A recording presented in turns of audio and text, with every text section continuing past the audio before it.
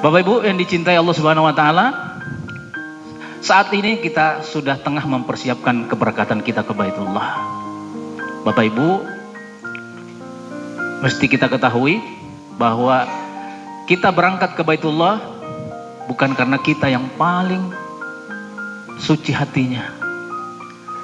Karena masih banyak orang-orang yang lebih suci hatinya daripada kita, tapi sampai hari ini belum diundang oleh Allah Subhanahu wa taala.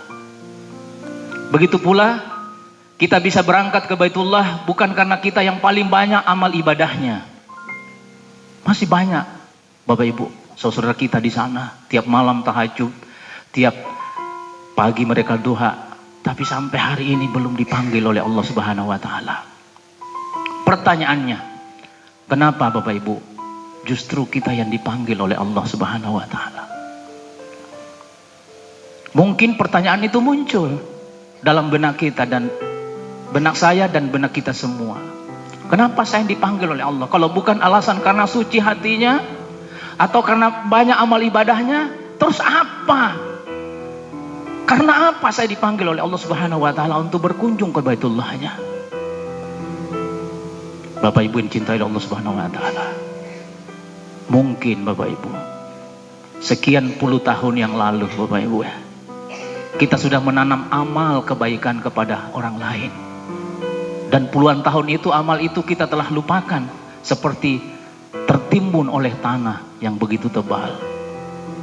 Mungkin kita pernah meringankan beban orang Bapak Ibu. Atau pernah kita membuat orang lain senang dan tersenyum bahagia. Mungkin sebab musabab itulah mungkin Allah panggil kita ke tanah suci.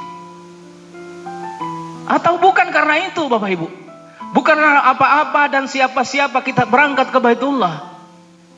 Kalau tidak ada apa-apa lagi penyebabnya, saya sudah yakin Bapak Ibu bahwa keberangkatan kita ke Baitullah pasti karena doa-doa dari kedua orang tua kita, ibu dan ayah kita.